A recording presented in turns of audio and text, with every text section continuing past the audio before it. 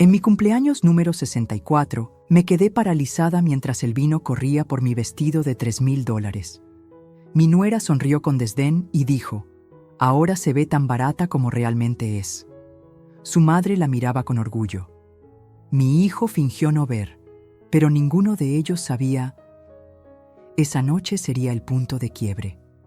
Mi nombre es Leonor Villagrán, tengo 64 años. Y esa noche, frente a 80 personas que aplaudían minutos antes, sentí cómo el vino tinto bajaba lentamente por la seda italiana de mi vestido color marfil. Costó 58,000 pesos. Pero en ese momento no pensaba en el dinero. Pensaba en las risitas ahogadas, en los murmullos, en el silencio cruel que siguió al accidente. Ingrid, mi nuera, sostenía la copa vacía con esa expresión que yo conocía tan bien, fingida inocencia. Sus ojos brillaban con algo que no era arrepentimiento, era triunfo. A su lado, Graciela, su madre, se llevó la mano a la boca como si estuviera horrorizada. Pero yo vi la sonrisa que escondía detrás de sus dedos. Y Mateo, mi hijo, mi único hijo, el niño que cargué en brazos, que defendí de todo y de todos, estaba revisando su teléfono, como si nada estuviera pasando, como si su madre no estuviera siendo humillada en su propia fiesta de cumpleaños. El salón privado del restaurante azul cobalto, con sus candelabros de cristal y sus manteles bordados, se convirtió en un escenario de vergüenza.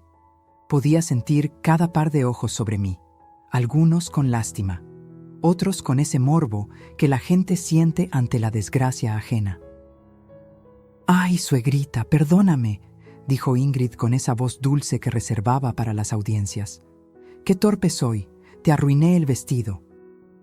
Pero sus palabras siguientes las dijo más bajo, solo para mí, mientras se inclinaba a ayudarme con una servilleta. «Aunque seamos honestas, Leonor, ahora se ve tan barato como realmente eres». Algo se rompió dentro de mí en ese instante. No fue el corazón, fue algo peor. Fue la última hebra de ilusión que me mantenía creyendo que todo estaba bien, que mi familia me amaba, que yo todavía tenía un lugar en mi propia vida. Me quedé inmóvil, no porque fuera débil, sino porque finalmente, después de 5 años de humillaciones pequeñas, de desprecios disfrazados de consejos, de ser desplazada centímetro a centímetro de mi propio hogar, finalmente vi con claridad absoluta.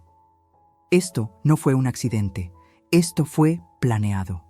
Y esa noche, manchada de vino y vergüenza, mientras todos volvían incómodos a sus conversaciones, yo tomé una decisión que cambiaría todo, pero nadie lo sabía todavía. Ni siquiera yo misma entendía hasta dónde estaba dispuesta a llegar. Porque lo que ellos no sabían era que esa noche no solo me arruinaron un vestido, me despertaron. Si esta historia te está tocando el corazón, suscríbete al canal para que sigas acompañándome en este relato. Porque lo que viene, nadie se lo esperaba. Pero antes de contarte cómo llegué a ese salón, cómo llegué a ser la mujer invisible en su propia fiesta, necesito que entiendas quién era yo antes de que Ingrid entrara en nuestras vidas como un huracán silencioso. Antes de que mi hijo se convirtiera en un extraño, antes de perderme a mí misma. Yo no siempre fui esta mujer que agacha la cabeza. Hubo un tiempo en que mi nombre significaba algo en esta ciudad. Leonor Villagrán, arquitecta. Diseñé el edificio Santander en Polanco, la Biblioteca Municipal de Coyoacán, el complejo residencial Torres del Valle que todos conocen por sus jardines verticales. Era 2013 cuando mi mundo se derrumbó. Ricardo, mi esposo, murió en un choque en la autopista México-Querétaro. Un tráiler perdió el control. Lluvia, neblina. Mi marido ya no regresó a casa. Mateo tenía 32 años. Acababa de conseguir un puesto en una empresa de tecnología. Yo tenía 52. Y de pronto, estábamos solos. 2 personas tratando de entender cómo seguir respirando cuando el centro de tu universo desaparece. Durante 1 año, apenas pude trabajar. Mateo venía cada tarde, me traía sopa, se sentaba conmigo en silencio. A veces llorábamos juntos, Otras veces, solo nos tomábamos de la mano viendo fotografías viejas. Él era mi ancla, y yo era la suya. Poco a poco, regresé a la vida. Tomé un proyecto pequeño, luego otro. Una firma internacional me ofreció liderar el diseño de un centro cultural en Barcelona. 3 años de contrato, buen salario, la oportunidad de mi carrera. Pero Mateo me miró con esos ojos que heredó de su padre y me dijo: «Mamá, te necesito cerca, por favor». Rechacé Barcelona. Compré un terreno hermoso en San Ángel, con jacarandas en la calle y vista a las montañas. Invertí mis ahorros, 4.200.000 pesos. Contraté al mejor arquitecto que conocía, yo misma, y diseñé una casa con 2 salas, una para mí, otra para Mateo y la familia que algún día tendría. Quería un hogar multigeneracional, como los de antes, donde las abuelas cocinan con las nueras, donde los nietos corren por el jardín mientras los adultos toman café en la terraza. Soñaba con eso mientras colocaba cada ladrillo, cada ventana, cada detalle. La casa quedó lista en 2015. Mateo se mudó conmigo. Fueron 2 años hermosos. Cocinábamos juntos los domingos. Él me ayudaba con mis planos. Yo lo escuchaba hablar de sus proyectos en la empresa. Teníamos nuestra rutina, nuestra paz. Hasta que en 2017, Mateo conoció a Ingrid Saldívar en una conferencia de negocios en Monterrey. Al principio, me pareció encantadora. Alta, delgada, con esa sonrisa perfecta de quien sabe exactamente cómo causar buena impresión. Venía de una familia de bien, según decía. Su padre había sido empresario textil. Su madre, Graciela, era viuda también. Ingrid fue amable conmigo las primeras semanas. Me preguntaba por mi trabajo, elogiaba la casa, me llamaba Doña Leo, con cariño fingido que yo entonces creí genuino. Se casaron en 2018. Una boda elegante en un jardín de Cuernavaca. Yo pagué la mitad, 280.000 pesos. Ingrid lloró de felicidad en mis brazos. «Siempre quise una suegra como tú», me susurró. Qué idiota fui al creerle. Los primeros meses fueron tolerables. Ingrid se mudó a la casa. Respetaba mi espacio, o eso parecía. Pero había pequeños cambios. Un cuadro que yo colgué aparecía en otro lugar. Mis especias en la cocina se reorganizaban. Mis rutinas se interrumpían con nuevas tradiciones que ella imponía. «Es que así lo hacíamos en mi casa, doña Leo», decía con esa voz suave. «No le molesta, ¿verdad?». Y yo decía que no, porque quería paz, porque quería que Mateo fuera feliz, porque una buena suegra no pelea por tonterías. Pero las tonterías se volvieron invasiones. Ingrid convenció a Mateo de que yo necesitaba ayuda, que a mi edad mantener una casa tan grande era demasiado. Despidió a Eufemia, mi empleada de 20 años, sin consultarme. Trajo a una chica nueva que solo respondía órdenes de Ingrid. Luego llegó Graciela. «Solo unos días, mamá», me dijo Mateo. «Su departamento se está remodelando». Eso fue hace 3 años. Graciela nunca se fue. Entre las dos redecoraron mi sala, cambiaron cortinas, movieron muebles, instalaron cámaras de seguridad que curiosamente solo vigilaban mis espacios, mi estudio, mi habitación, el jardín donde yo solía tomar café. Y Mateo, mi hijo, se convirtió en un fantasma. Salía temprano, regresaba tarde. Cuando yo intentaba hablar con él, siempre tenía prisa, siempre tenía una reunión, siempre después. «Mamá, no empieces», me decía cuando yo mencionaba algo. «Ingrid solo quiere ayudar. ¿Por qué siempre buscas problemas?». Así fue como me volví invisible, no de golpe, sino poquito a poquito, como esas fotos viejas que se desvanecen con el sol, hasta que un día te miras al espejo y ya no reconoces a la mujer que te devuelve la mirada. Pero aquella noche del vino derramado, algo cambió, porque cuando tocas fondo, solo quedan 2 opciones: quedarte ahí o empezar a cavar tu salida. Y yo ya había decidido cuál elegiría. Déjenme contarles cómo perdí mi propia casa sin darme cuenta. porque eso es lo más peligroso de la manipulación. No llega gritando, llega con sonrisas, con consejos, con preocupación fingida que te desarma. 3 meses después de la boda, Ingrid sugirió cambiar los muebles de la sala. «Es que se ven tan viejitos, doña Leo. Usted merece algo más moderno». Mateo estuvo de acuerdo. Yo cedí. Después de todo, eran detalles sin importancia. O eso pensaba. Luego fue la cocina. Ingrid no soportaba mis ollas de barro, mis cazuelas heredadas de mi madre. Ocupan mucho espacio y son tan antiguas. Las reemplazó con acero inoxidable, frío, sin historia, sin alma. Cada cambio venía envuelto en lógica razonable, cada invasión disfrazada de mejora.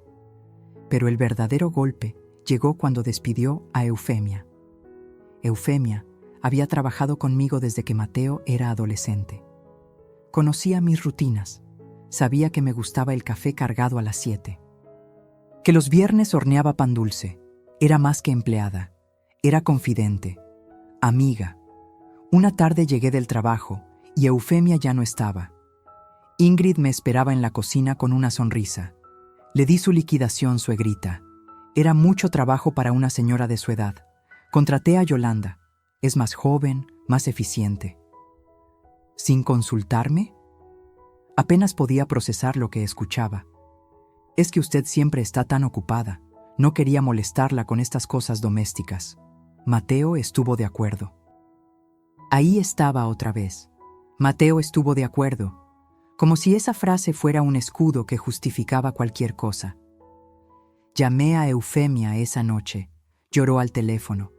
Me dijo que Ingrid le había dado apenas lo mínimo de ley, que le prohibió despedirse de mí. Quise arreglarlo, pagarle más, traerla de vuelta. Pero Eufemia ya había aceptado otro trabajo. El daño estaba hecho. Yolanda, la nueva empleada, no me miraba a los ojos. Solo seguía instrucciones de Ingrid. Si yo pedía algo, primero consultaba con la señora Ingrid, como si yo fuera una invitada en mi propia casa. Entonces llegó Graciela. La madre de Ingrid apareció con 3 maletas. «Solo mientras remodelan mi departamento», dijeron. Eso fue en octubre de 2020. Estamos en 2023 y sigue aquí. Graciela se instaló en la habitación de invitados que yo diseñé para cuando vinieran amigos. La decoró a su gusto.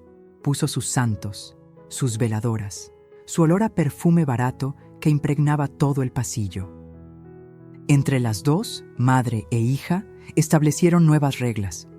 Ya no podía usar la sala después de las 9 de la noche porque Graciela veía sus telenovelas. Mi música les parecía demasiado ruidosa. Mis amigas ya no eran bienvenidas porque alteraban la paz del hogar. Un día regresé de una reunión con un cliente y encontré mi estudio reorganizado. Mis planos, mis bocetos de 30 años de carrera, estaban en cajas.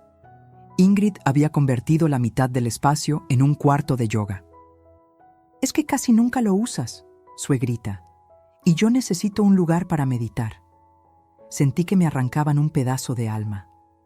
Ese estudio era mi refugio, el lugar donde Ricardo y yo pasábamos noches diseñando juntos, donde cada pared guardaba recuerdos. «Mateo», le dije esa noche, «esto no está bien, es mi espacio de trabajo». Él ni siquiera levantó la vista de su laptop. «Mamá, tienes toda la casa. ¿No puedes compartir un cuarto?» Ingrid solo busca estar saludable. Apóyala. Apóyala. Como si yo fuera el problema. Como si pedir respeto en mi propia casa fuera ser egoísta. Las cámaras de seguridad fueron la última gota antes del cumpleaños. Ingrid las instaló por protección, dijo. Había habido robos en el vecindario. Sonaba lógico. Pero las cámaras solo apuntaban a mis zonas, mi entrada, mi jardín, el pasillo hacia mi habitación. Ninguna en las áreas de Ingrid o Graciela. Cuando pregunté por qué, Ingrid sonrió. «Es que usted es mayor, doña Leo. Si le pasa algo, necesitamos saberlo. Es por su bien, por mi bien. Todo era por mi bien, mientras ellas controlaban cada centímetro de mi vida». Dejé de invitar amigas porque Ingrid siempre encontraba forma de incomodarlas. Dejé de cocinar porque Yolanda ya se encarga. Dejé de poner música porque molestaba. Dejé de existir en mi propio hogar. Y Mateo, mi hijo, se había convertido en un extraño que solo aparecía para comer, dormir y defender cada decisión de su esposa. Trabajaba hasta tarde. Los fines de semana tenía compromisos. Las pocas veces que intenté hablar a solas con él, Ingrid siempre interrumpía. Mi amor, te necesito aquí. Ya sabes cómo se pone tu mamá cuando se siente sola. Como si yo fuera una carga, un estorbo, una anciana problemática que necesitaba supervisión. Había días en que caminaba por mi propia casa y me sentía como un fantasma, invisible, silenciosa, sin voz ni voto, hasta aquella noche del cumpleaños. Cuando el vino corrió por mi vestido y las palabras de Ingrid me atravesaron como cuchillos.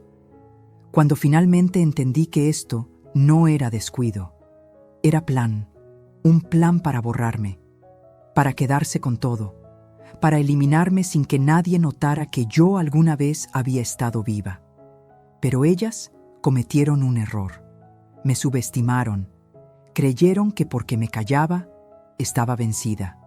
Creyeron que porque sonreía, era tonta. Y esa noche, manchada de vino y rabia contenida, desperté. Porque una mujer que construyó edificios con sus propias manos no se derrumba tan fácil. Solo necesita recordar quién era antes de que le dijeran quién debía ser. Esa noche, después del incidente del vino, no regresé de inmediato al salón. No podía. Las piernas me temblaban. El pecho me ardía con una mezcla de humillación y algo más oscuro. Algo que llevaba años acumulándose.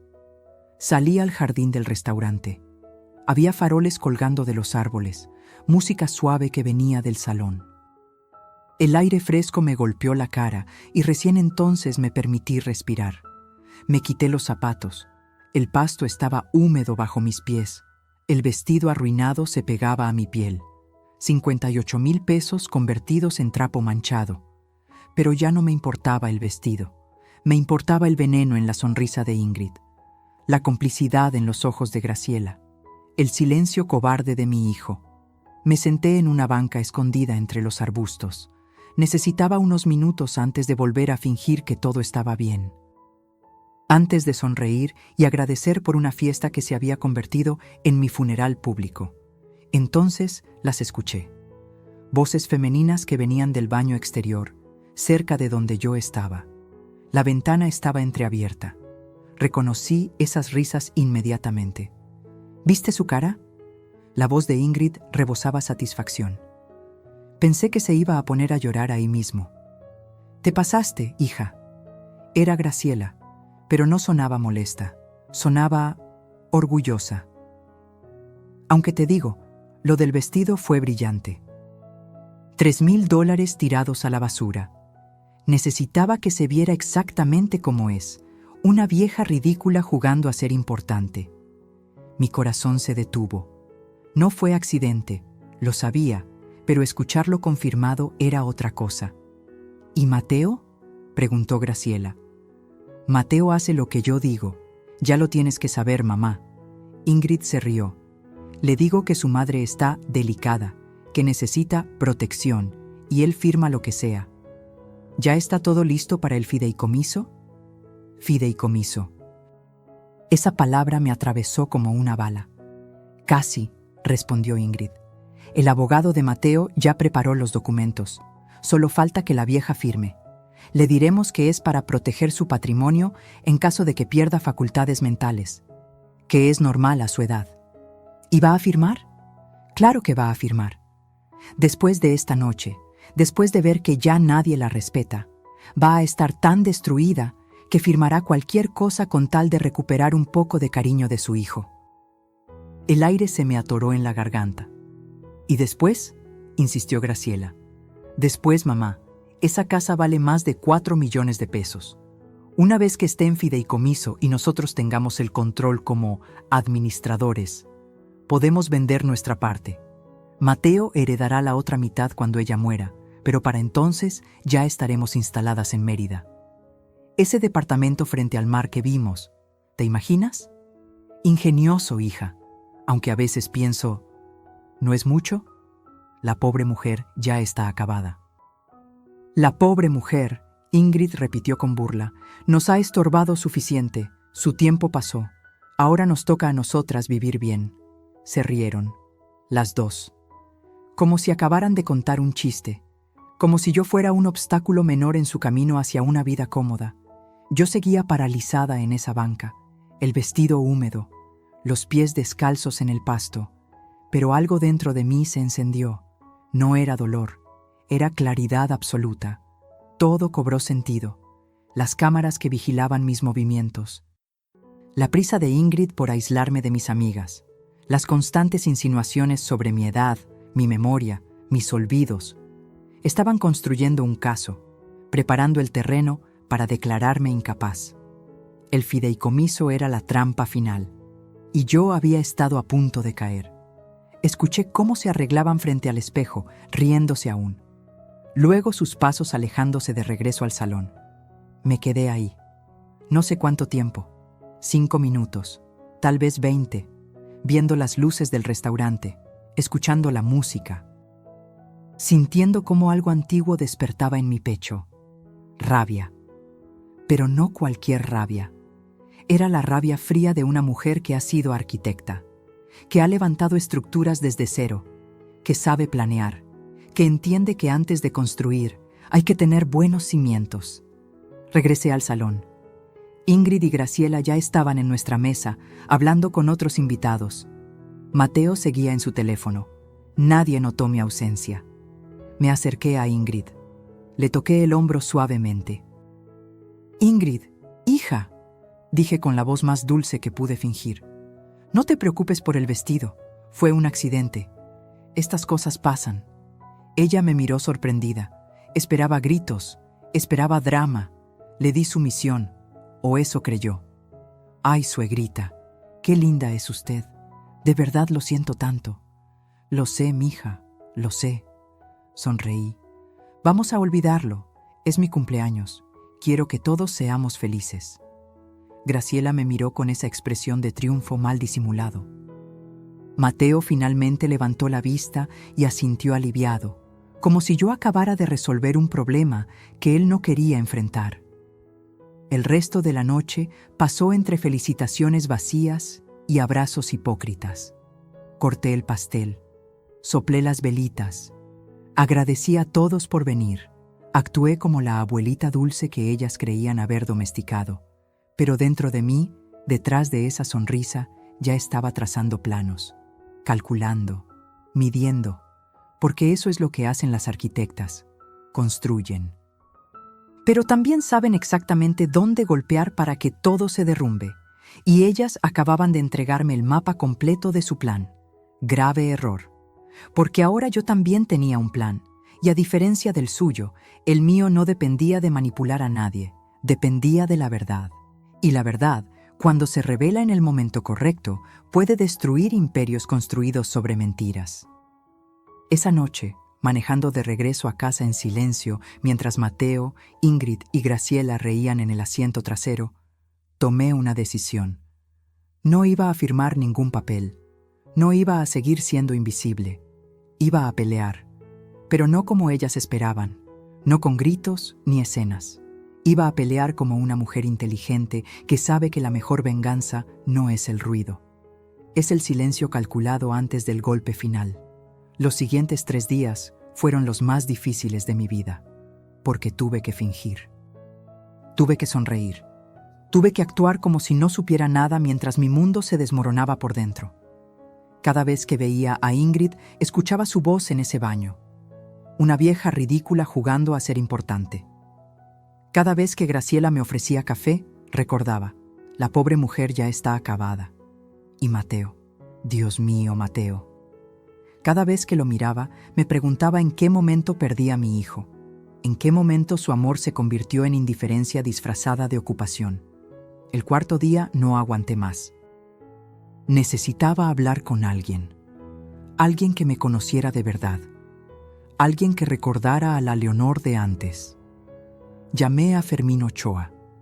Don Fermín había sido mi socio en 3 proyectos grandes durante los años 90.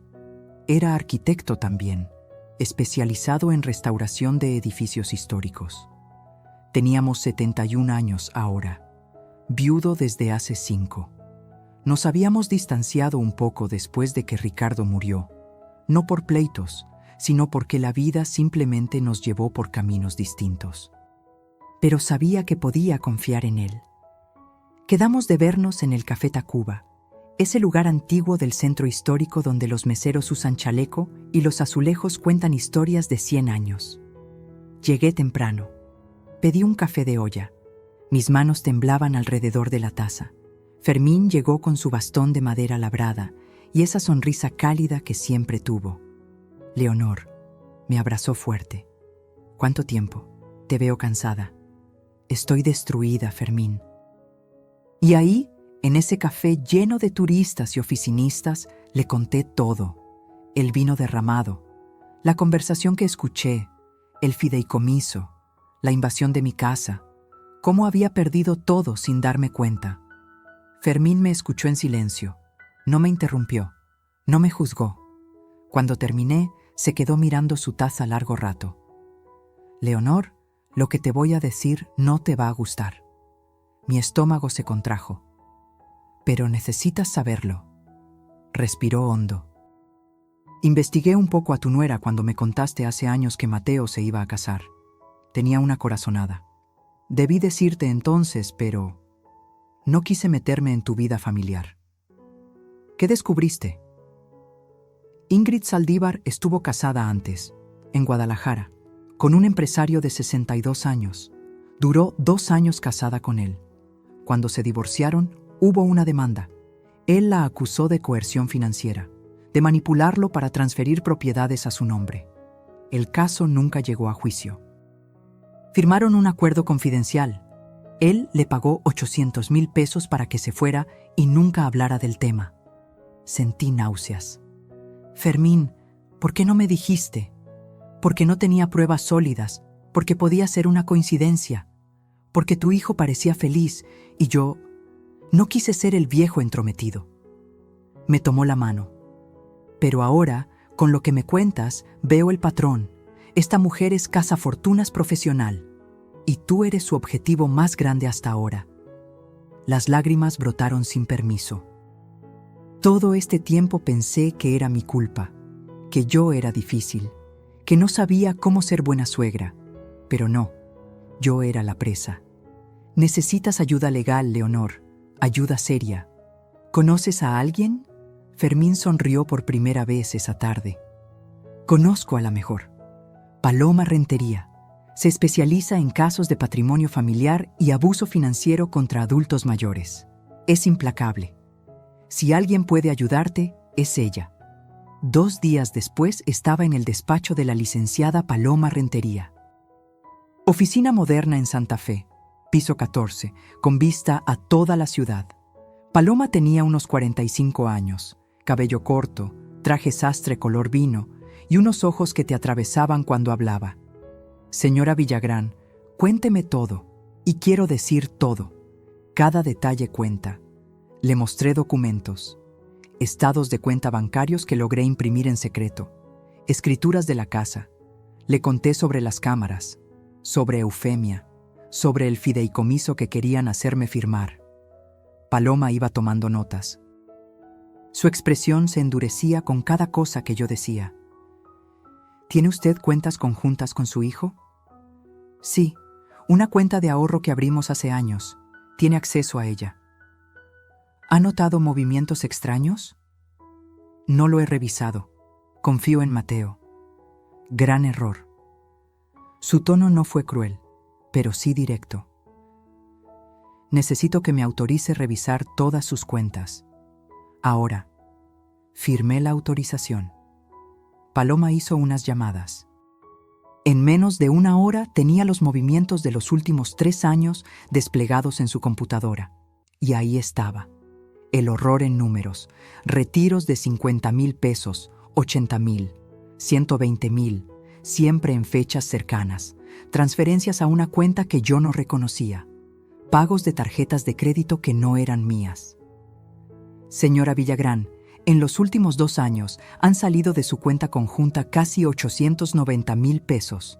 ¿Autorizó usted estos movimientos? No, yo ni siquiera sabía. Esto es malversación. Abuso financiero, y tenemos pruebas documentales. Paloma siguió revisando.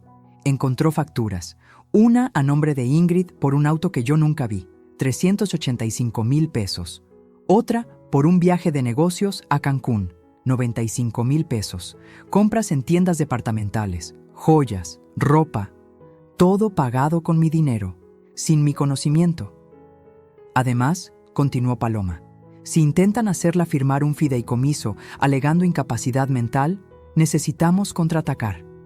¿Tiene usted algún problema cognitivo real? Ninguno. Mi médico puede confirmarlo. Perfecto. Necesito que vaya con un neuropsicólogo, que le hagan pruebas completas. Así tendremos documentación de que usted está en plenas facultades mentales. Eso destroza cualquier intento de declararla incapaz. ¿Y qué hacemos con el dinero robado? Demanda civil. Vamos a recuperar cada peso, pero eso lleva tiempo. Paloma se inclinó hacia adelante. Señora Villagrán, necesito que entienda algo. Esta batalla será fea. Su hijo va a tener que elegir un bando. Y probablemente no elija el suyo, al menos no al principio. Las palabras me dolieron, pero sabía que era verdad. ¿Está dispuesta a llegar hasta el final?, preguntó Paloma. Pensé en el vino derramado, en las risas crueles, en mi casa invadida, en mi hijo convertido en extraño, en años de humillación silenciosa. Hasta el final, respondí, aunque me cueste todo. Paloma sonrió, y en esa sonrisa vi algo que no había visto en años. Una aliada, alguien de mi lado. Entonces empecemos. Porque estas mujeres cometieron un error. Subestimaron a la arquitecta. Salí de ese despacho diferente. Ya no era la víctima asustada. Era la estratega, la constructora de planes. Ingrid y Graciela habían declarado la guerra sin saberlo. Y yo acababa de reclutar a mi ejército. Ahora solo faltaba esperar el momento perfecto para contraatacar. Porque en la arquitectura hay una regla de oro. Nunca construyes sobre terreno inestable. Primero tienes que remover la tierra podrida. Y eso, exactamente eso, era lo que yo estaba a punto de hacer. Regresé a casa esa tarde como una actriz preparándose para el papel de su vida. Paloma me había dado instrucciones claras. No cambie su comportamiento. Actúe normal, sumisa incluso. Mientras más confiadas estén, más errores cometerán. Así que eso hice. Llegué con bolsas del supermercado, saludé a Graciela que veía su telenovela. Le ofrecí galletas. Ella apenas me miró. ¡Ay, doña Leo! ¡Qué considerada! Aunque ya sabe que no debo comer harinas. Mi azúcar, ¿se acuerda? Sonreí. Disculpa, Graciela. Se me olvidó. Ingrid llegó 1 hora después de su clase de pilates. Traía pants de marca y esa sonrisa de quien acaba de gastar dinero que no ganó. Suegrita, ¿podemos hablar? Tengo algo importante. Mi corazón se aceleró, pero mantuve la calma. Claro, mija, dime. Nos sentamos en la sala, mi sala, que ahora tenía muebles que yo no elegí y cojines que yo no compré. Es sobre su futuro, doña Leo. Mateo y yo hemos estado pensando. Hizo una pausa dramática. A su edad, manejar finanzas puede ser estresante. ¿Qué tal si ponemos la casa en un fideicomiso? Así usted no tiene que preocuparse por nada. Nosotros nos encargamos de todo. Ahí estaba. La trampa servida en bandeja de plata. ¿Un fideicomiso? Fingí confusión. No entiendo muy bien esas cosas legales. Exacto, por eso es perfecto. Ingrid se inclinó, tomando mi mano con esa falsedad que ya conocía tan bien. Es para protegerla. Imagínese que alguien intenta estafarla. O que usted, sin querer, firma algo que no debe. Con el fideicomiso, nosotros vigilamos que nadie se aproveche de usted. Quería arrancarle la mano. Quería gritarle que ya sabía todo. Pero Paloma tenía razón. Necesitaba más pruebas, más errores de su parte. Suena complicado. ¿Mateo está de acuerdo? Fue idea de él, suegrita. Está muy preocupado por usted. Mentira. Todo era mentira. Pero asentí como la viejita ingenua que ella creía que era. Déjame pensarlo, mija. Es una decisión grande. Vi el destello de frustración en sus ojos, pero lo disimuló rápido. Claro, claro. Tómese su tiempo, aunque el notario ya preparó todo. Solo falta su firma. Ya tenían todo listo. ¡Qué eficientes! Los siguientes días fueron tortura psicológica. Pero yo también tenía mis armas. Seguí el consejo de Paloma y contraté un técnico de confianza. Instalamos cámaras ocultas en lugares estratégicos. En mi estudio, donde Ingrid seguía entrando sin permiso. En la cocina, en la sala. También coloqué una grabadora diminuta en mi bolso. La llevaba siempre conmigo. Y empecé a documentar todo.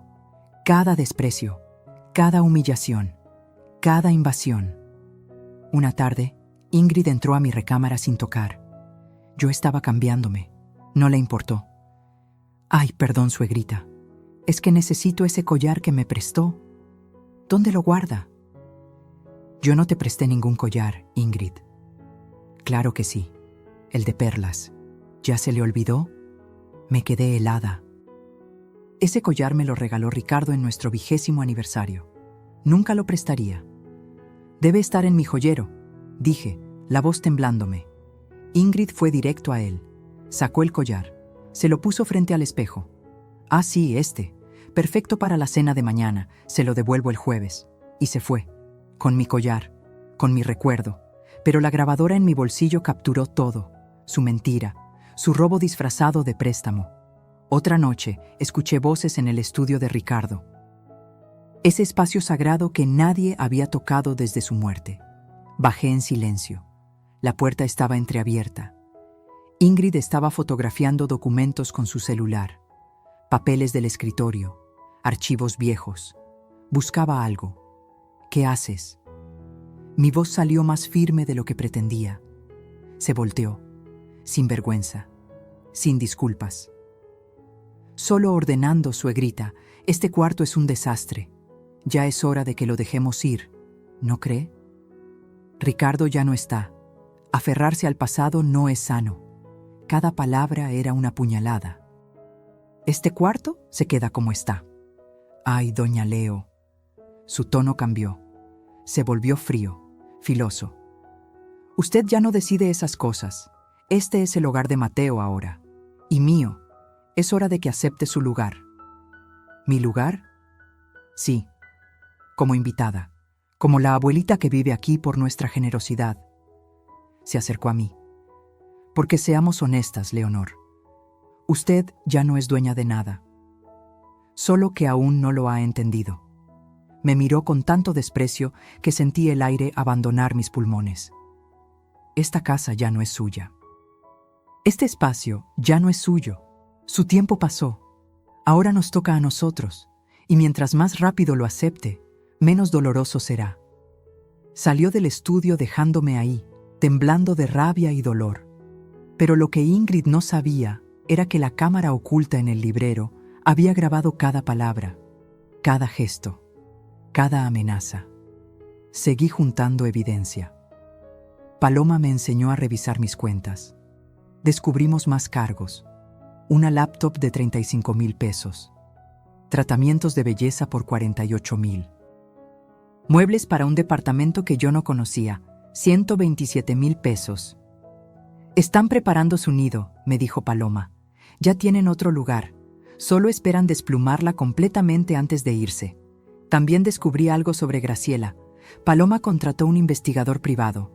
Resultó que la madre de Ingrid tenía deudas de juego, casinos en línea, apuestas deportivas. Debía 320,000 pesos a prestamistas. Por eso vivía en mi casa. No porque su departamento estuviera en remodelación, porque no tenía departamento. Lo había perdido 6 meses antes de mudarse temporalmente conmigo. Todo era mentira, cada palabra, cada sonrisa, cada suegrita envenenado. Pero yo seguía actuando. Preparé café, limpié aunque Yolanda estuviera ahí. Sonreí en las cenas. Pregunté cómo les fue en el día, y ellas, confiadas, bajaron la guardia. Una noche las escuché en el jardín. Graciela fumaba. Ingrid tomaba vino. Yo estaba en mi habitación, pero la ventana daba justo ahí, y la grabadora estaba encendida. ¿Cuánto crees que tarde en firmar?, preguntó Graciela. Poco, ya la tengo donde quiero. Está asustada, sola. Cada día la veo más pequeña, más vencida. ¿Y si se niega? No se va a negar. Le diremos que si no firma, Mateo va a pensar que no confía en él. Eso la destrozará. Firmará. Y en cuanto tengamos el control, vendemos. Ya tengo 2 compradores interesados. La casa vale fácil 4,5 millones ahorita. Dividimos y nos vamos. ¿Y Mateo? Mateo hace lo que yo digo. Siempre lo ha hecho. Se rió. Es tan fácil manipular a los hombres cuando creen que están tomando las decisiones. Ojalá se caiga por las escaleras y resuelva el problema más rápido. Graciela rió también. Esa frase, esa maldita frase quedó grabada en audio perfecto. Al día siguiente llamé a Paloma. Ya tengo todo, le dije. Cada palabra, cada mentira, cada amenaza. Perfecto. Entonces es hora. ¿Está lista, señora Villagrán? Miré por la ventana. Vi a Ingrid en el jardín, regando plantas que yo sembré, en tierra que yo pagué, en un hogar que yo construí. Lista, respondí. Que empiece el juego de verdad. Porque ya había jugado a ser invisible, ya había jugado a ser débil. Ahora iba a jugar con mis propias reglas. Y en este juego yo conocía cada rincón del tablero, porque yo lo había diseñado. Pasaron 2 semanas más de simulación. 2 semanas donde cada día me costaba más mantener la máscara. Pero Paloma insistía. Necesitamos que ellas se sientan completamente seguras, que cometan el error definitivo. Y lo cometieron. Fue un martes por la noche. Mateo llegó temprano del trabajo, cosa rara. Me pidió que nos sentáramos a hablar. Ingrid y Graciela también estaban ahí, como buitres esperando su festín. Mamá, necesitamos hablar sobre tu futuro. Mi hijo ni siquiera me miraba a los ojos. Tenía papeles en las manos, documentos legales. ¿Mi futuro? Mantuve el tono suave, inocente. Ingrid y yo hemos notado cosas preocupantes. Hizo una pausa. Olvidas conversaciones, repites preguntas. El otro día dejaste la estufa prendida. Mentira, nunca dejé la estufa prendida, pero no dije nada. Mamá, no es tu culpa, es la edad, le pasa a todos, pero tenemos que protegerte, proteger tu patrimonio. Ingrid se acercó, puso los papeles sobre la mesa. Es el fideicomiso del que hablamos, suegrita. Ya está todo listo, solo necesitamos su firma. Es por su bien. Para que nadie se aproveche de usted. La ironía me quemaba la garganta. Pero yo me siento bien, no he olvidado nada. Mamá, así empieza. Mateo finalmente me miró. Mira, yo me encargo de todo. Tú solo vive tranquila, sin preocupaciones. ¿No es eso lo que quieres? Lo que yo quería era recuperar a mi hijo. Pero ese hombre sentado frente a mí era un extraño. Necesito tiempo para pensarlo. Ya tuviste tiempo. La voz de Ingrid cambió, se endureció. Llevamos semanas hablando de esto.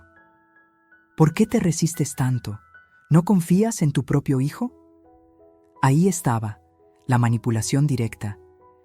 Claro que confío en Mateo. Entonces firma. Déjame revisar los documentos con calma. Mañana les doy respuesta. Vi la furia destellar en los ojos de Ingrid, pero se contuvo. Como quiera, doña Leo, pero esto no puede esperar más. Esa noche no dormí. Sabía que el momento se acercaba, que ya no podía seguir posponiendo. Al día siguiente, Mateo salió temprano. Ingrid y Graciela fueron al spa. Yo aproveché para llamar a Paloma. Ya me presionaron para firmar. No puedo seguir evitándolo. Perfecto. es hora de actuar. ¿Puede estar en mi oficina mañana a las 4 de la tarde? ¿Para qué? Para la reunión definitiva. Invite a Mateo, Ingrid y Graciela. Dígales que va a firmar, que quiere hacerlo con un notario presente para que todo sea legal. Yo me encargo del resto. ¿Está segura? Señora Villagrán, usted contrató a la mejor. Confíe en mí. Al llegar a casa, les di la noticia. Ingrid casi brinca de felicidad. ¡Ay, suegrita! Sabía que iba a entender. Mañana a las 4 entonces. En el despacho de la licenciada que maneja estos temas. Sí, quiero que Mateo esté ahí. Y ustedes también. Es importante para mí que mi familia esté presente. Por supuesto. Somos una familia, ¿no? Ingrid me abrazó. Olía a perfume caro, comprado con mi dinero. Esa noche me senté sola en el estudio de Ricardo. Toqué sus libros, sus planos viejos. Las fotografías de nosotros jóvenes, soñando edificios. Perdóname, amor, susurré. Perdóname por dejar que esto llegara tan lejos, por ser tan ciega. Pero mañana voy a pelear. Por nosotros, por lo que construimos. La mañana del miércoles fue eterna. Ingrid y Graciela estaban eufóricas, hablaban de viajes, de planes, de la casa en Mérida que ya casi podían tocar. Mateo llegó a las 3. Tenía ojeras, se veía cansado. Parte de mí todavía quería salvarlo. Pero sabía que eso solo dependía de él. Llegamos al despacho de Paloma a las 4 en punto. Oficina moderna, vista panorámica, ambiente formal. Paloma nos recibió con profesionalismo frío. Buenas tardes. Soy la licenciada Paloma Rentería. Señora Villagrán, familia, pasen por favor.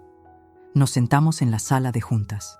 Había otra persona ahí, un hombre mayor con portafolio.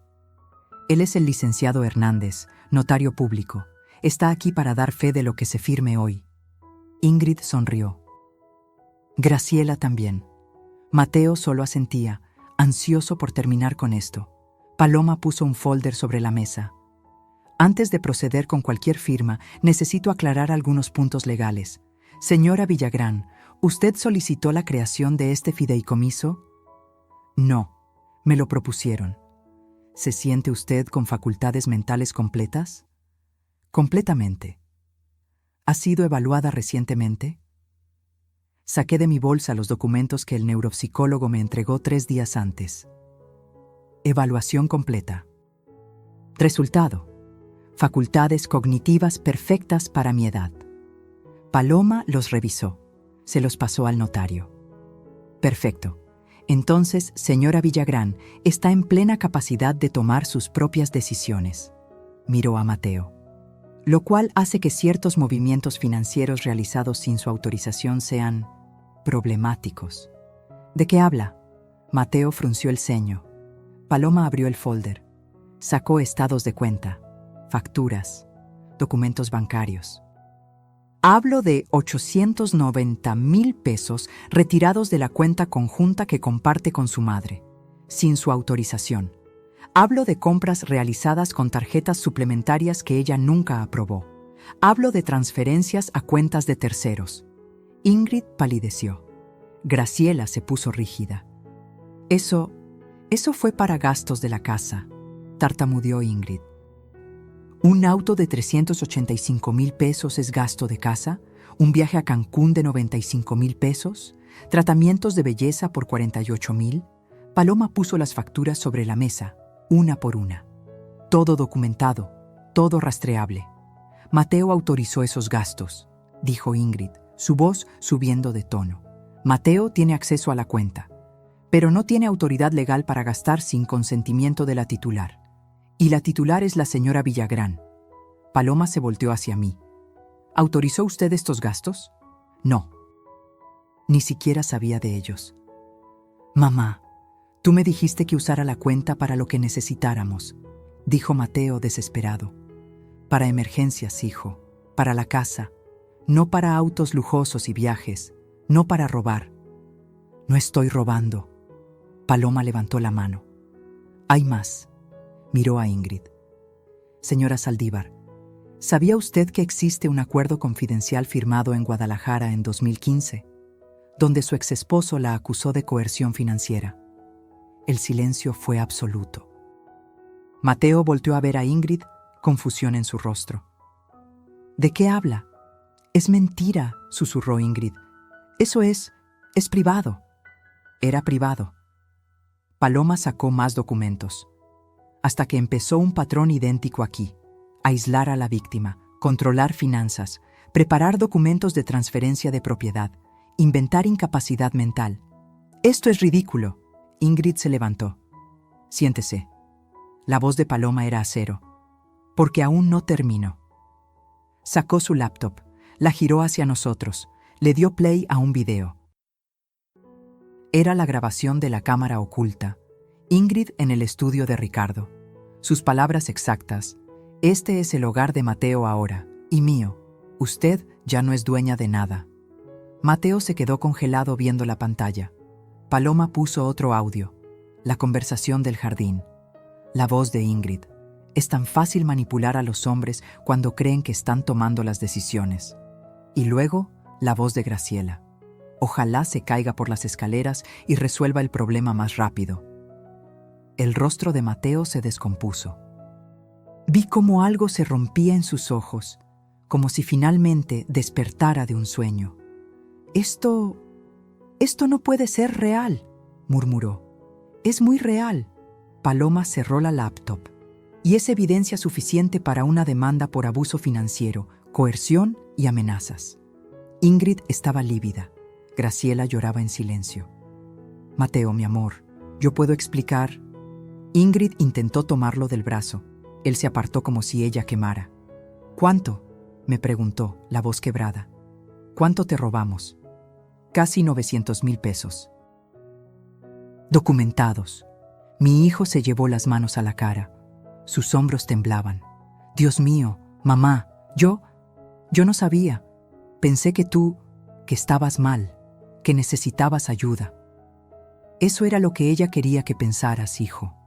Paloma continuó, implacable. Señora Villagrán, ¿desea proceder con la demanda? Miré a Ingrid. Ya no tenía esa sonrisa. Ya no tenía ese poder. Era solo una mujer asustada, atrapada en sus propias mentiras.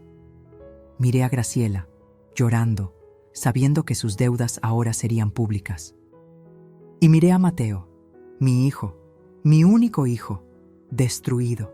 Sí, procedo con la demanda, pero no contra mi hijo, contra ella, señalé a Ingrid, y quiero cada peso devuelto. Paloma asintió. Y hay algo más. Me miró. ¿Qué desea hacer con la casa? Respiré hondo. Esta era la parte más dolorosa. La casa la construí yo, con mi dinero, para mi familia, pero ya no hay familia ahí, solo hay veneno, así que vendo, y que nadie se quede con nada de lo que fue nuestro. Mateo me miró con lágrimas en los ojos. Mamá, por favor, hijo, te amo, siempre te amaré, pero necesito alejarme de este dolor, y tú necesitas decidir quién quieres ser, si el hombre que tu padre hubiera estado orgulloso de conocer, o el títere de una mujer que solo te usó. Me levanté. Las piernas me temblaban, pero la voz salió firme. No voy a firmar ningún fideicomiso. Voy a recuperar mi dignidad. Y ustedes van a aprender que las mujeres de mi edad no somos presas fáciles. Somos sobrevivientes. Y cuando nos levantan, nos levantamos con todo. Salí de esa oficina con Paloma a mi lado. Dejé atrás a Ingrid gritando, a Graciela sollozando, a Mateo destrozado, y por primera vez en 5 años sentí que podía respirar. Los siguientes días fueron un caos controlado. Paloma actuó con la precisión de un cirujano. Bloqueó todas las cuentas conjuntas. Revocó los poderes notariales que me habían hecho firmar meses atrás bajo el pretexto de agilizar trámites. Presentó la demanda civil por malversación de fondos y coerción patrimonial. Todo pasó tan rápido que Ingrid no tuvo tiempo de reaccionar. Yo regresé a la casa esa noche. Mateo no estaba. Ingrid y Graciela tampoco. La casa vacía se sentía extraña, como un museo de una vida que ya no existía. Me senté en la cocina, preparé café, el mismo café que Eufemia hacía antes, y lloré. Lloré por todo lo perdido, por mi hijo, por los años desperdiciados, por la familia que nunca fue. Pero también lloré de alivio, porque finalmente había dicho basta. Mateo llegó cerca de medianoche. Se veía destrozado, ojos rojos, ropa arrugada. Se sentó frente a mí sin decir palabra. El silencio duró minutos eternos. «Lo siento», dijo finalmente, la voz apenas un susurro. «Mamá, lo siento tanto». «Lo sé, hijo. Yo pensé que estaba haciendo lo correcto. Ingrid me decía que estabas olvidando cosas, que te confundías. Yo solo quería protegerte». «¿Y por qué nunca me preguntaste a mí? ¿Por qué nunca hablaste conmigo directamente?» Se quebró. Las lágrimas corrieron por su rostro. Porque era más fácil creerle a ella que enfrentar que mi mamá estaba envejeciendo. Porque tenía miedo de perderte como perdí a papá. Y ella usó ese miedo. Lo retorció. «Mateo, yo no estoy senil, estoy perfectamente bien, pero tú elegiste no verlo». «Ya lo sé. Dios, ya lo sé». Se cubrió el rostro. Vi los videos, escuché los audios. Cada palabra que dijo sobre ti, sobre mí, cómo se reía de lo fácil que era manipularme. ¿Dónde está ella? Se fue, ella y Graciela. Empacaron y se largaron. Antes de irse me dijo, su voz se quebró otra vez. Me dijo que era un mediocre, que tú tenías razón sobre mí, que era un idiota útil. Me dolió verlo así, pero también sabía que ese dolor era necesario. Era el precio de despertar. «¿Y ahora qué vas a hacer?» «No lo sé». Me miró. «¿Me perdonarás algún día?» La pregunta pesaba toneladas. «Mateo, te amo, eres mi hijo y siempre lo serás. Pero perdonar no significa olvidar, y definitivamente no significa que las cosas vuelvan a ser como antes. Lo entiendo. Necesito espacio, necesito sanar, y tú necesitas trabajar en ti mismo, en entender cómo llegaste hasta aquí. ¿Por qué dejaste que esto pasara? Voy a empezar terapia. Ya hice la cita». Asentí. Era un comienzo. La casa se vende, Mateo. Esa decisión no cambia. Lo sé. Y está bien. Tiene razón. Este lugar ya no es un hogar. Es un campo de batalla. Pasamos el resto de la noche en silencio. A veces llorando. A veces simplemente sentados, uno frente al otro, procesando los escombros de lo que alguna vez fuimos. 3 semanas después, Paloma me llamó a su oficina. «Tengo noticias. Ingrid intentó falsificar su firma en documentos de venta de la propiedad. El notario que contrató se dio cuenta y lo reportó. Ahora enfrenta cargos por intento de fraude». «¿Cargos penales?» «Sí, y la demanda civil avanza. Hemos logrado rastrear exactamente a dónde fue cada peso. Tenemos un caso sólido. Van a tener que devolver todo». «¿Y Graciela?» «Sus deudas salieron a la luz. Los prestamistas ya la están persiguiendo. Perdió su círculo social completo. Nadie quiere saber de ella. Era justicia, pero se sentía vacía. Porque la justicia no devuelve el tiempo perdido. No borra las heridas. ¿Y qué pasa conmigo ahora?» Paloma sonrió. «Ahora, señora Villagrán, usted reconstruye, en sus propios términos». La casa se vendió 2 meses después en 4.380.000 pesos. Buen precio. Familia joven con niños. Me dio algo de paz saber que ese espacio volvería a tener risas genuinas. De ese dinero, Mateo no pidió nada. Firmó la renuncia a cualquier reclamación. «Es tuyo, mamá. Siempre lo fue». Recuperamos 890.000 pesos de lo robado. Ingrid tuvo que vender el auto, devolver joyas, liquidar deudas para pagar. No fue a la cárcel, pero el proceso penal quedó en su historial. Su reputación destruida. Mateo se mudó a un departamento pequeño. Empezó terapia 2 veces por semana. Me llamaba cada domingo. Conversaciones cortas, incómodas al principio, pero honestas. Y yo hice algo que nunca imaginé. Compré un loft en el centro histórico, Colonia Roma Norte, edificio de los años 40 restaurado, techos altos, ventanales enormes, luz natural todo el día. Me costó 1.850.000 pesos, perfecto para una mujer sola que necesitaba empezar de nuevo. Lo primero que hice fue instalar mi estudio de arquitectura. Mesones grandes, computadoras nuevas, biblioteca con todos mis libros, mis planos viejos en las paredes. Luego llamé a 3 jóvenes arquitectos recién egresados. Les ofrecí mentoría, espacio de trabajo, proyectos reales. ¿Por qué nosotros?, me preguntó una de ellas, Daniela, 26 años, ojos brillantes de ambición. Porque yo sé lo que es sentir que tu voz no importa. Y quiero asegurarme de que ustedes nunca se sientan así.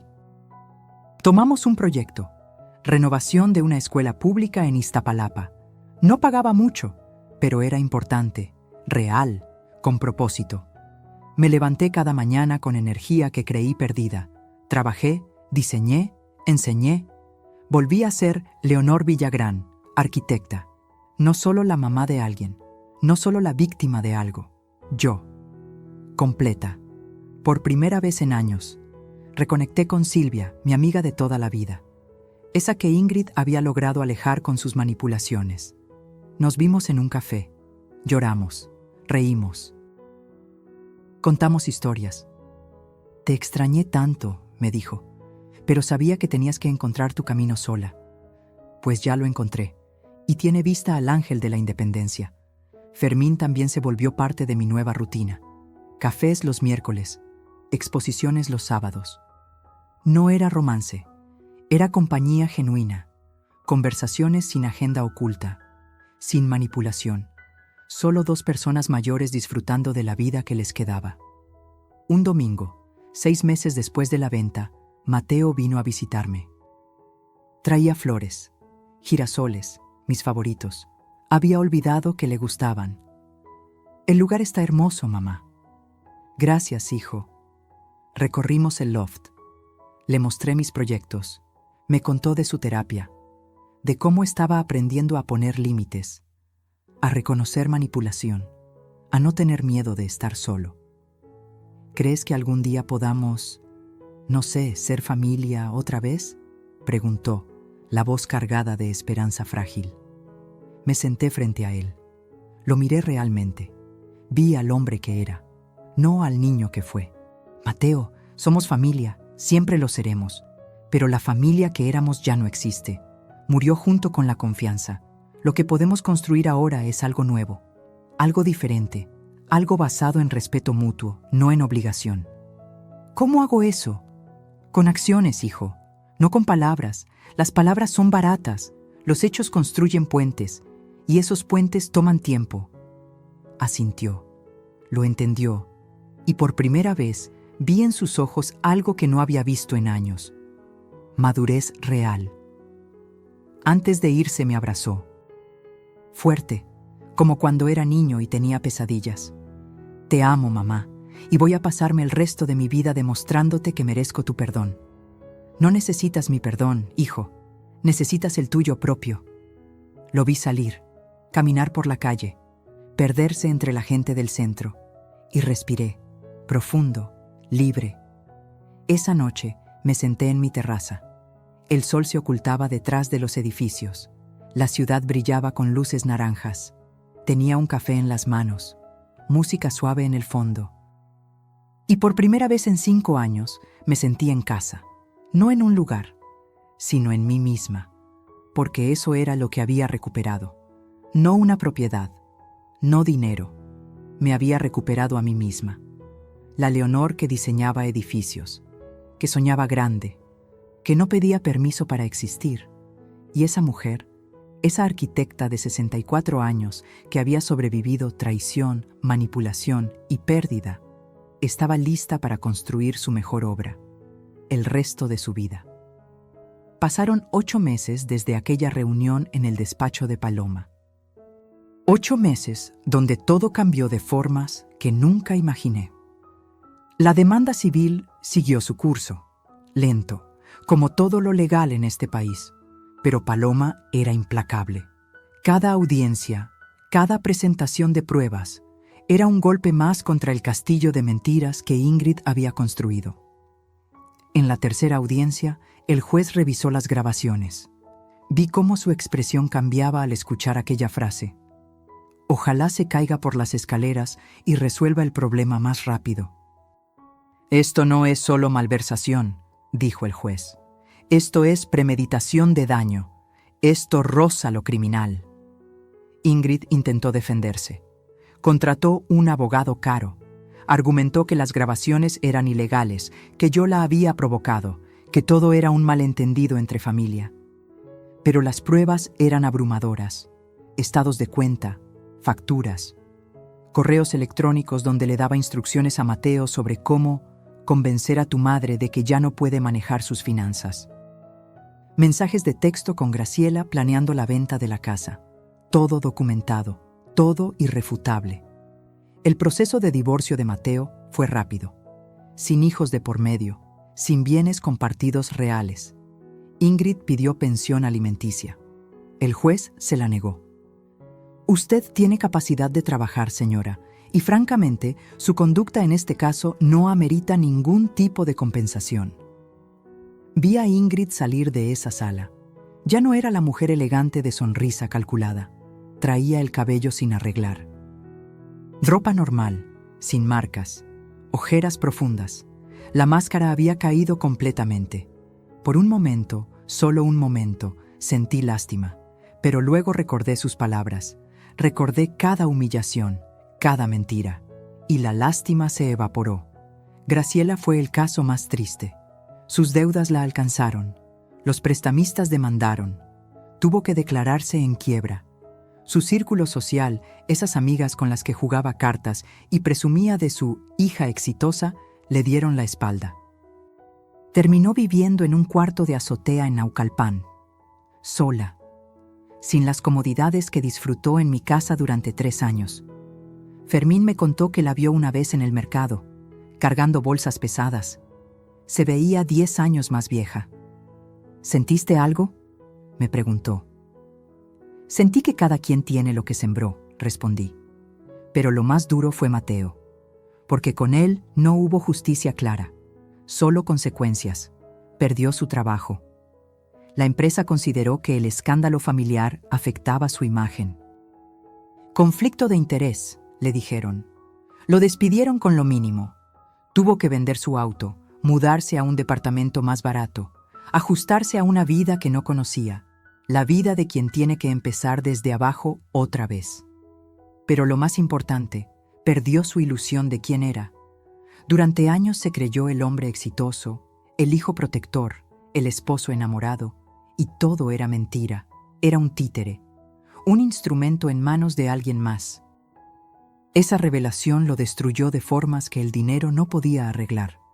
Siguió yendo a terapia, me llamaba cada semana, al principio solo para disculparse, luego para contarme sobre su proceso. El terapeuta dice que tengo codependencia, me dijo un día, que toda mi vida he buscado validación externa, primero de papá, luego de ti, después de Ingrid. Nunca aprendí a validarme a mí mismo. ¿Y ahora? Ahora estoy aprendiendo. Es doloroso, pero necesario. Hubo un día, casi un año después de todo, que Mateo llegó a mi loft sin avisar. Traía una carta escrita a mano. No quiero que la leas frente a mí, dijo, pero necesito que la tengas. Es todo lo que nunca supe decirte, todo lo que debí haber dicho hace años. La carta tiene 12 páginas. La leí esa noche, sola en mi terraza. Lloré en cada párrafo. Mateo reconocía todo, su cobardía, su ceguera, cómo eligió la comodidad de creer mentiras antes que la incomodidad de enfrentar verdades. Cómo me falló no solo como hijo, sino como ser humano, pero también hablaba de cambio, de cómo estaba reconstruyéndose, de los errores que nunca volvería a cometer, de la promesa de ser mejor, no para recuperarme, sino para respetarse a sí mismo. Terminaba con una frase que me rompió. No espero tu perdón, mamá. Solo espero que algún día, cuando pienses en mí, no solo veas al hijo que te traicionó, sino al hombre que aprendió demasiado tarde, pero aprendió al fin. Guardé esa carta en un cajón especial, junto a las fotos de Ricardo. Las cosas que duelen, pero que necesitas conservar. ¿Perdoné a Mateo? Esa pregunta me la hice 1000 veces. La respuesta no es simple, porque el perdón no es un interruptor que prendes y ya, es un proceso. Algunos días lo perdonaba completamente, otros días la rabia volvía y me preguntaba cómo pudo ser tan ciego. Pero lo que sí hice fue darle espacio para crecer, para cambiar. Para demostrar con hechos, no con palabras, que era diferente. Y lentamente, muy lentamente, algo se reconstruyó entre nosotros. No la relación de antes. Esa murió, pero algo nuevo, más honesto, más frágil, sí, pero también más real. En cuanto a Ingrid, el final legal llegó 14 meses después del inicio. El juez falló a mi favor en todo. Tenía que devolverme los 890,000 pesos más intereses. Un total de 1,047,000 pesos. Vendió todo lo que tenía. Joyas, ropa de marca. El carro que compró con mi dinero no fue a prisión, pero quedó con antecedentes penales, intento de fraude. Cualquier futuro empleo, cualquier trámite legal llevaría esa marca. La última vez que supe de ella, estaba trabajando en un call center, viviendo con una prima en Ecatepec. Su Instagram, que antes estaba lleno de fotos en restaurantes caros y viajes, ahora estaba privado. Había caído, fuerte, y aunque parte de mí sabía que debía sentir compasión, no podía. Porque ella no solo me robó dinero, me robó años, paz, dignidad. Así que sí, fue justicia poética. Cada quien terminó exactamente donde sus acciones los llevaron. Graciela sola en su cuarto de azotea. Ingrid, con su reputación destruida y su futuro limitado. Mateo trabajando en sí mismo, enfrentando quién había sido. Y yo reconstruida, con mi estudio funcionando, con 3 jóvenes arquitectos bajo mi mentoría, con proyectos que me emocionaban, con amigas recuperadas. Con Fermín visitándome cada semana para ir a museos y conciertos, con una vida que finalmente era mía. Una tarde, Daniela, mi aprendiz más talentosa, me preguntó mientras revisábamos planos: «Doña Leo, ¿cómo hizo para levantarse después de todo lo que pasó?». La miré, 26 años, toda la vida por delante, y recordé a la Leonor de 26, diseñando su primer edificio, creyendo que el mundo era justo. «No te levantas de golpe», le dije. «Te levantas poquito a poquito.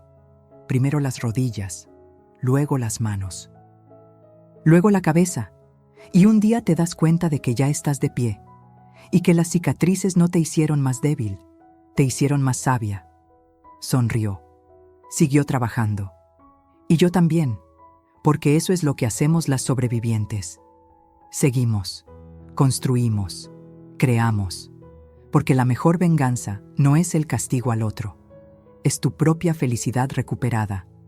Y yo, Leonor Villagrán, arquitecta de 65 años, finalmente era feliz, no a pesar de lo que viví, sino por haberlo sobrevivido, por haber elegido pelear, por haber recordado quién era antes de que me dijeran quién debía ser.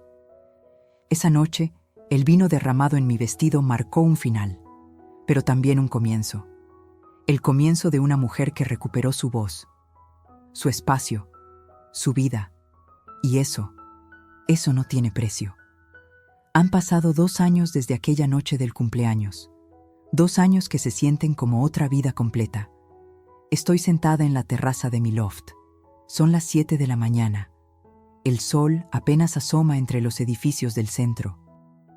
Tengo mi café cargado, el mismo que me gusta desde siempre, música suave de fondo, y frente a mí, planos de nuestro nuevo proyecto, una biblioteca comunitaria en Iztacalco. No paga mucho, pero va a cambiar la vida de cientos de niños, y eso vale más que cualquier edificio corporativo. Daniela, Roberto y Carmen, mis 3 arquitectos jóvenes, llegan a las 9. Trabajamos hasta las 3. Luego yo me tomo las tardes libres, para vivir, para caminar, para recordarme que la vida no es solo trabajo. Los miércoles veo a Fermín. Ayer fuimos al Museo Soumaya, vimos la exposición de Rodin, discutimos sobre proporciones y belleza.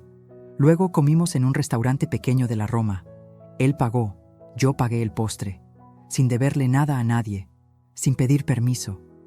Los viernes tengo cena con Silvia y otras 3 amigas del colegio, mujeres de mi edad que también han vivido, que también han sobrevivido divorcios, traiciones, pérdidas.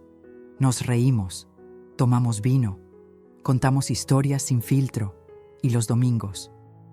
Los domingos son para Mateo. Al principio eran llamadas breves, incómodas, llenas de silencios pesados, pero poco a poco algo creció. No amor ciego de madre, sino respeto mutuo, honestidad cruda. Hace 3 semanas, Mateo consiguió trabajo nuevo, en una empresa más pequeña, sin el prestigio de antes, pero con valores reales. Me llamó emocionado. Mamá, ¿puedo pasar a contarte? Vino esa tarde. Traía pan dulce de la panadería que nos gustaba. Nos sentamos en la terraza. Me contó sobre el puesto. Sobre su jefe, que valora el trabajo honesto. Sobre cómo se siente construyendo algo real. Estoy orgulloso de ti, hijo. Se le llenaron los ojos de lágrimas. ¿De verdad? ¿De verdad? No por el trabajo, sino por el hombre en que te estás convirtiendo. No es perfecto. Todavía hay días donde veo sombras del hijo que me falló. Pero también veo luz, esfuerzo genuino, cambio real. ¿Hemos sanado completamente? No. Y tal vez nunca lo hagamos del todo. Porque hay heridas que dejan cicatrices permanentes, pero hemos aprendido a convivir con esas cicatrices, a respetarlas, a no pretender que no existen. El mes pasado, Mateo me preguntó si podía llevarme a cenar, a un restaurante elegante. Quiero celebrar tu cumpleaños como debió ser hace 2 años, dijo. Acepté, pero puse condiciones. Nada ostentoso, nada que pretenda borrar el pasado, solo una cena, tú y yo, honestos. Fuimos a un lugar pequeño en Coyoacán, comida tradicional, mole, arroz. Tortillas hechas a mano. ¿Eres feliz, mamá?, me preguntó a media cena. La pregunta me tomó por sorpresa, no porque no supiera la respuesta, sino porque hacía años nadie me la hacía. Sí, hijo, soy feliz. ¿A pesar de todo? No a pesar de todo, por todo, porque todo lo que viví me trajo hasta aquí, y aquí es un buen lugar. Sonrió, una sonrisa triste pero genuina. Me alegro, te lo mereces. Esa noche, caminando de regreso a casa, pensé en Ricardo, en cómo habría manejado él todo esto. Probablemente habría visto las señales antes, habría protegido a Mateo de Ingrid, pero también pensé que tal vez esto necesitaba pasar, para que yo recordara quién era, para que Mateo aprendiera quién quería ser. Las lecciones más duras son las que más transforman. Mi estudio va bien. Tenemos 3 proyectos activos, pequeños pero significativos. Una casa ecológica en Tepoztlán, la biblioteca comunitaria y la renovación de una vecindad histórica en el centro. Daniela está brillando. Roberto encontró su voz en el diseño sustentable. Carmen descubrió que su pasión es la accesibilidad universal. Los veo crecer y me veo a mí misma hace 40 años. Con esa hambre, esa ilusión, esa certeza de que la arquitectura puede cambiar vidas.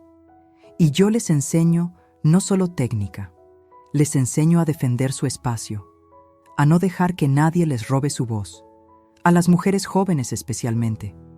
No dejen que les digan que son demasiado, les digo, demasiado viejas, demasiado jóvenes, demasiado sensibles, demasiado duras.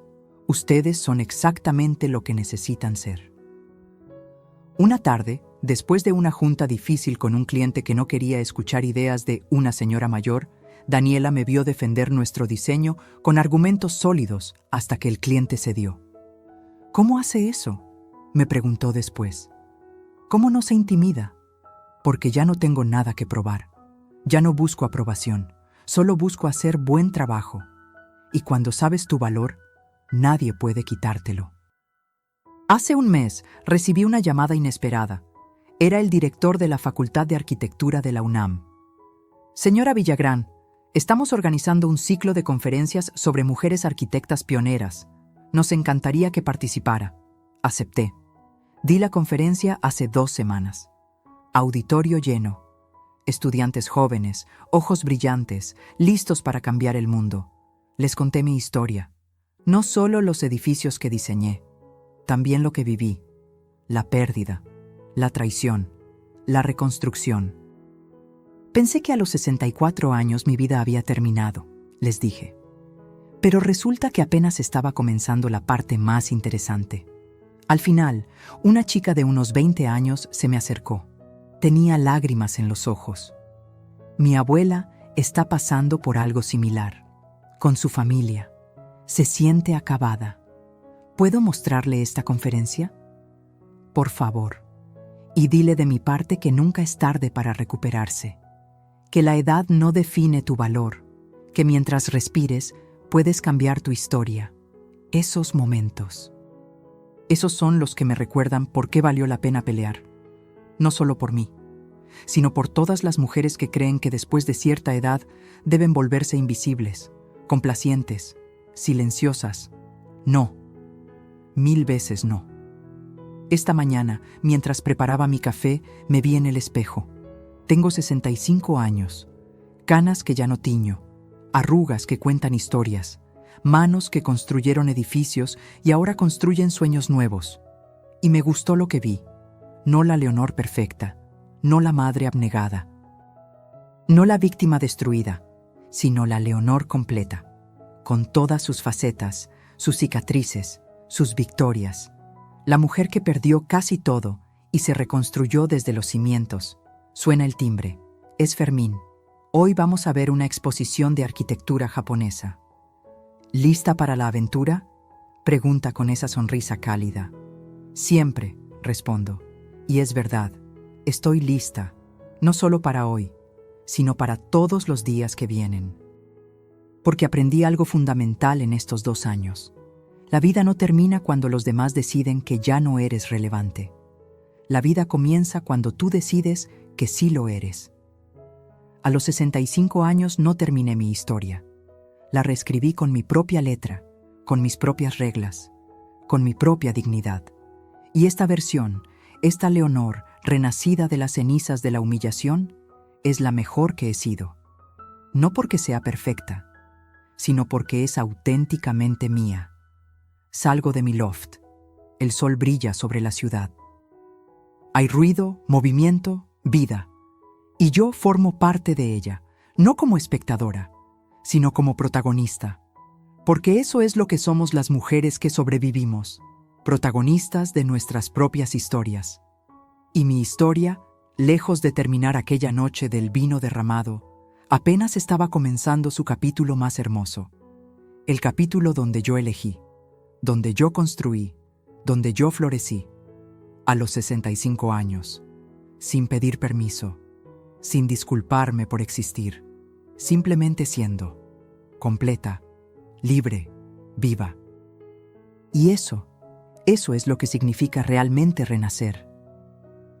El timbre de mi loft suena un domingo por la tarde. No espero a nadie. Fermín está de viaje visitando a su hija en Monterrey. Mis amigas confirmaron para el viernes. Los chicos del estudio no trabajan domingos. Abro la puerta y mi corazón se detiene un segundo.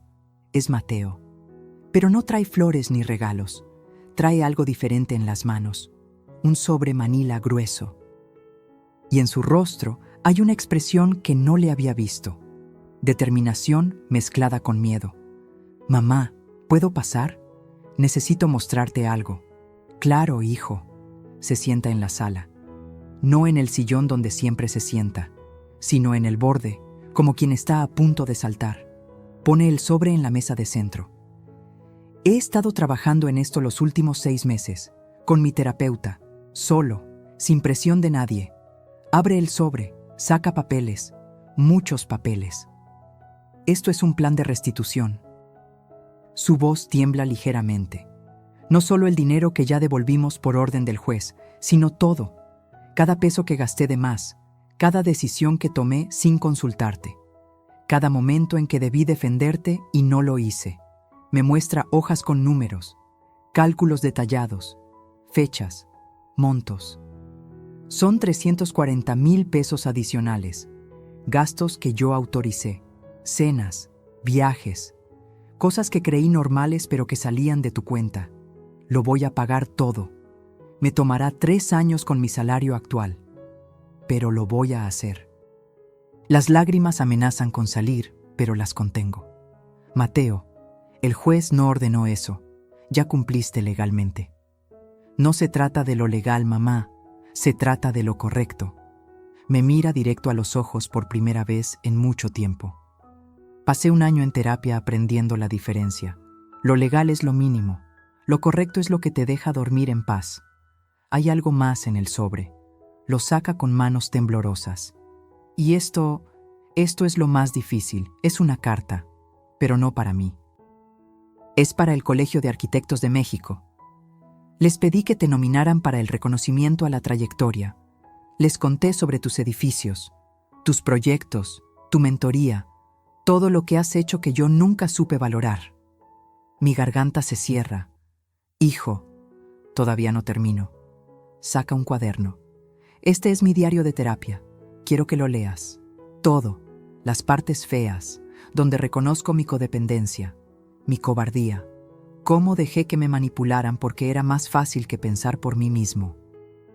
Pone el cuaderno en mis manos. No espero que esto cambie nada entre nosotros. No espero que me perdones más rápido. Solo necesito que sepas que estoy haciendo el trabajo real, no para recuperarte, sino para ser el hombre que papá hubiera querido que fuera. Silencio, largo, pesado, pero no incómodo. ¿Puedo decir algo ahora? Pregunto suavemente. Asiente, los ojos vidriosos. No necesito que me pagues cada peso, Mateo. No necesito gestos grandes. Lo que necesito es exactamente lo que estás haciendo.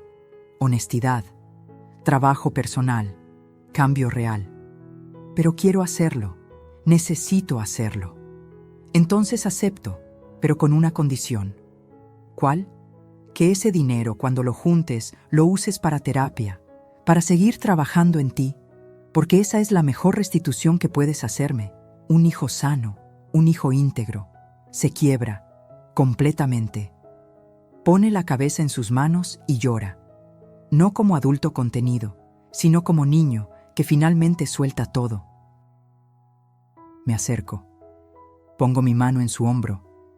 No lo abrazo, todavía no, pero lo acompaño en su llanto, porque eso es lo que somos ahora, no madre salvadora e hijo perdido, sino 2 adultos aprendiendo a relacionarse desde la verdad, desde el respeto, desde el trabajo difícil de reconstruir lo roto.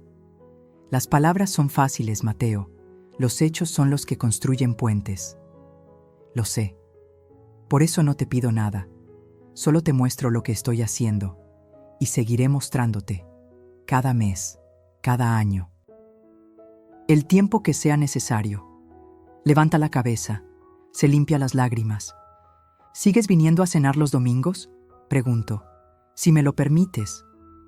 Te lo permito, pero ahora traes el postre y me cuentas algo verdadero de tu semana, no lo bonito, lo real. Sonríe. Una sonrisa pequeña pero genuina. Trato hecho. Antes de irse, se detiene en la puerta. Mamá, gracias.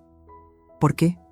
Por no rendirte conmigo, por poner límites, por obligarme a crecer aunque doliera. Porque si me hubieras perdonado fácil, si hubieras dejado que todo siguiera igual, yo nunca habría cambiado. Seguiría siendo ese hombre débil que dejó que abusaran de su madre. Los límites no son castigo, hijo. Son amor. El amor verdadero protege, y a veces proteger significa decir no. Asiente. Se va. Me quedo sola con el sobre Manila. El plan de restitución. El diario. La carta al colegio de arquitectos. Leo el diario esa noche. No todo. Solo fragmentos. Veo su dolor, su vergüenza, su trabajo real para entender cómo llegó a ser quien fue. Y por primera vez en 2 años siento algo que creí perdido. Esperanza. No de que todo vuelva a ser como antes, sino de que podamos construir algo nuevo, algo mejor, algo basado en verdad y no en fantasía. 3 semanas después recibo un correo del Colegio de Arquitectos. Me nominaron. No solo por mi trayectoria profesional, sino por mi trabajo de mentoría con jóvenes arquitectos. Lloro leyendo ese correo, no de tristeza, de alegría pura. Porque alguien vio, alguien valoró. La ceremonia es en 2 meses. Me invitan a llevar acompañantes. Invito a Fermín, a Silvia, a Daniela, Roberto y Carmen. Y sí, invito a Mateo. ¿Estás segura?, me pregunta cuando lo llamo.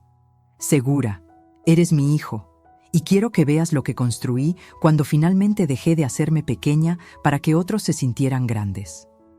El día de la ceremonia me pongo un vestido color vino, elegante pero cómodo, tacones que puedo caminar. Cabello suelto con mis canas plateadas brillando bajo las luces. Mateo llega temprano a recogerme. Trae traje. Se ve bien, pero más importante, se ve en paz. En el auto me dice: «Estoy orgulloso de ti, mamá. Siempre debí estarlo, pero estaba demasiado ocupado pretendiendo ser alguien que no era para ver quién eras tú realmente». Gracias, hijo. Eso significa mucho. La ceremonia es hermosa. Dan el reconocimiento. Hablo frente a cientos de personas. Cuento mi historia. No solo los edificios. También la caída y el renacimiento. A todas las mujeres aquí presentes, digo en mi discurso final, especialmente a las que sienten que su mejor época ya pasó. Les digo que están equivocadas. Su mejor época es ahora, es siempre ahora. Mientras tengan voz, úsenla. Mientras tengan fuerza, luchen. Mientras tengan vida, vivan. No para otros, para ustedes. La ovación es larga, emotiva. Después, en la recepción, Mateo se acerca con una copa de jugo en la mano. ¿Recuerdas aquella noche del vino?, pregunta. ¿Cómo olvidarla? Pensé que ese era tu final, tu momento más bajo, pero resulta que era tu comienzo, tu despertar. A veces los finales son comienzos disfrazados. ¿Crees que algún día podamos? No termina la pregunta. ¿Ser familia otra vez? Ya somos familia, Mateo.